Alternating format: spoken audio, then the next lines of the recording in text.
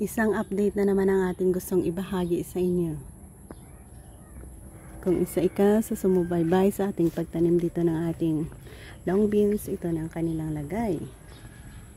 Diba, napaka healthy nila. Ang needed lang natin every day is to guide, and every day nila na mag-guide natin. Ayun. Slowly lang para hindi maputol. Guide natin balik. And meron na tayong nakikita mga bulaklak dito, guys. Isa yan sa sign na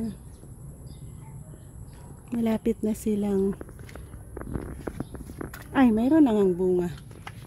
Ayan, oh, may bulaklak. And ayan, may bulaklak. May bunga na nga. Yan ang sign ng bunga niya. Yeah, meron na tayong bunga na nakikita dito. So good morning. Update lang natin ito. Ganon din dito. Meron tayong nilagay na balag na para sa kanilang ayan na. Diba, amazingly din ang kanilang pagtubo. Yan ang ating update para sa ating long beans.